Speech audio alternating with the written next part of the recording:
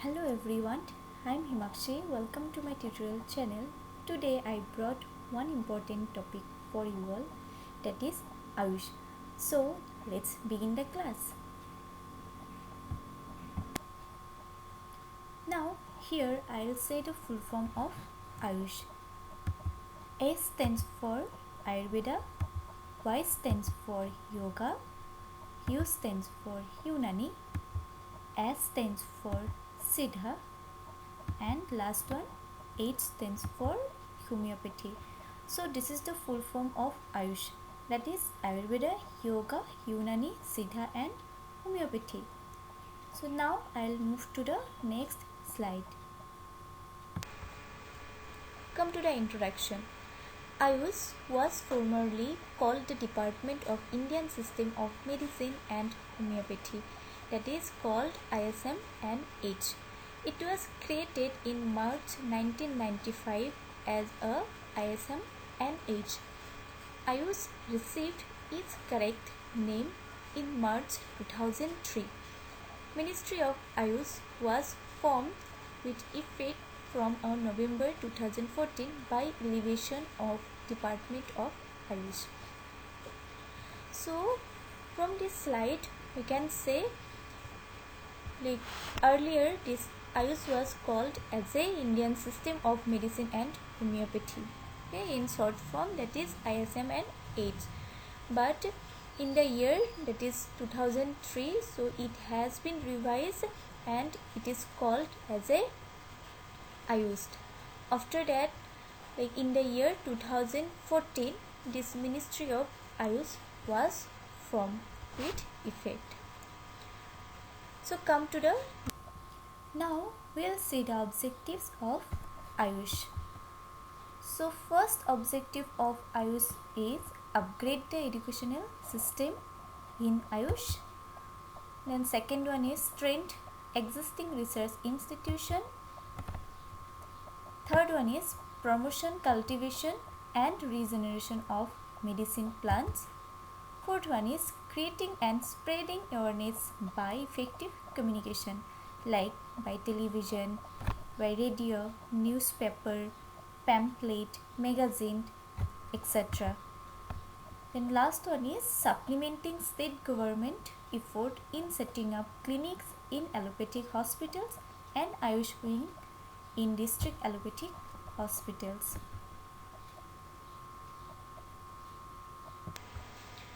So now come to the main activities of Ayush. So first one is improving the availability of Ayush treatment facilities and integrating it with existing with healthcare service delivery system. That is integration of Ayush service in various CHC, block PHC. Next is appointment of paramedics in Ayush system. Then next is appointment of data assistant to support the ISM and H directorate. Next is strengthening of Ayush dispensaries. Next one is making provision for Ayush drugs. Establishment of specialized therapy centers in district headquarters, hospitals and medical colleges. Ayush doctors to involve in all national healthcare program. One yoga therapy center will be opened in district headquarters.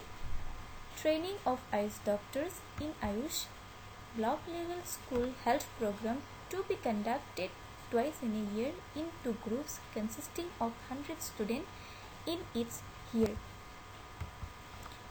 Then the integration of Ayush with ASA. So this is also one activities of Ayush.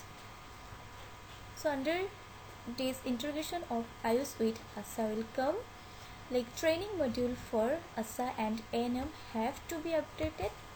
Then training and capacity building. Then drug kit. So they should provide the Ayush drug kit to the ANM and ASA so that they will be or they can give to the community for some like minor ailment. Then next is drug management, like manufacture of drugs in government, provision of rupees 25,000 per to supply drugs per Ayush dispensary. So there should be a provision of 25,000 to supply the drugs per Ayush dispensary. And next is special initiatives for development of Ayush drugs, like strengthening the quality control laboratory. Next is strengthening the drug standardization and research activities on Ayush, and development of herbarium. It means like collection of the herbal plants. So these are the activities of Ayush. So now come to the Ayurveda system. So now we'll discuss like one by one all the system like Ayurveda, Yoga, Unani, Siddha and Homeopathy. So one by one we'll discuss it. So this Ayurveda is a classical system, and the word Ayurveda implies the science of life, and the word has come from the two words, combination of two words, that is Ayur plus Veda, and the meaning of Ayurveda is science of life. The next is Ayurveda was first documented by Charaka in Charaka Samhita and Susruta in Susruta Samhita. So this Ayurveda has first documented by Charaka and by Susruta.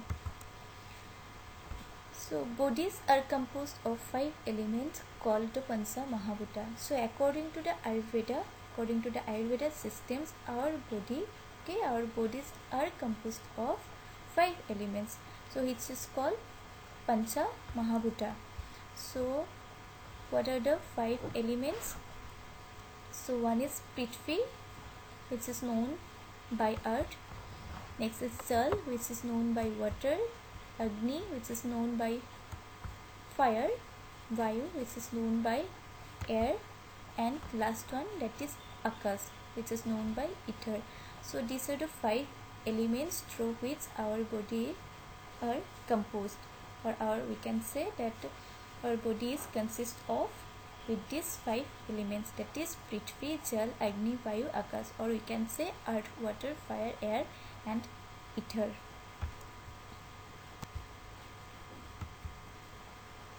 The next is humoral theory of Tridasa.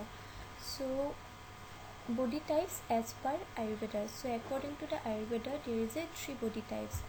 Okay, so that is Vata, Pitta and Kapha. So Vata means ether plus air, Pitta means fire, Kapha means ether plus water.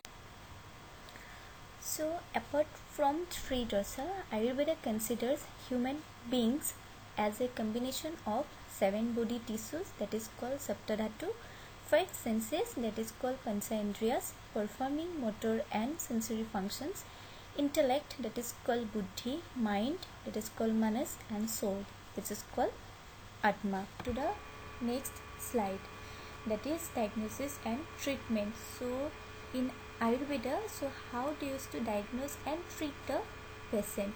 So here treatment is individualized, so it is different according to the person to person.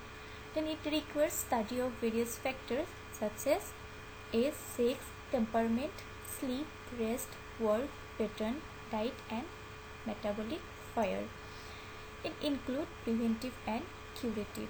Diagnosis is done on the basis of history taking and examination of this with these elements.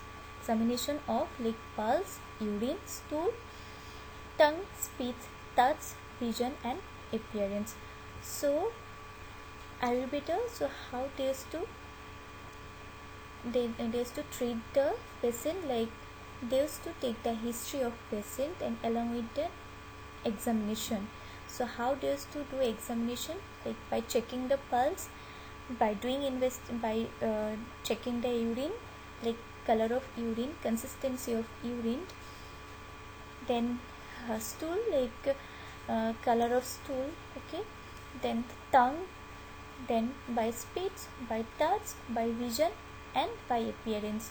So by these 8 ways they used to diagnose the illness.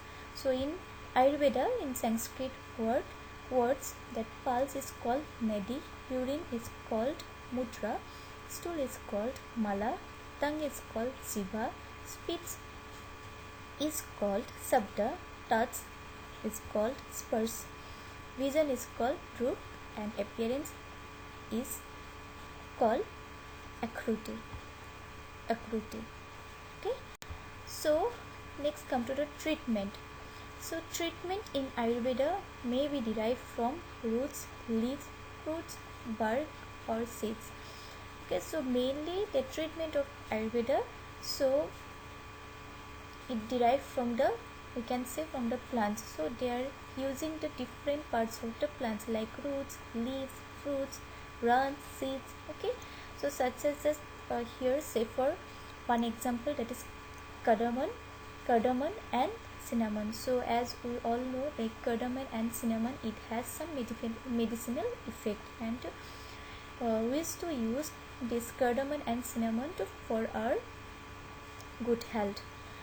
So next is animal products used in Ayurveda includes milk, bone, and gallstone, or even like they are using animal products also. And consumption of mineral including sulfur, arsenic, lead, copper sulfate, and gold, and even they are using to make the drugs this type of minerals too, that is sulfur, arsenic, lead, copper sulfate, and gold.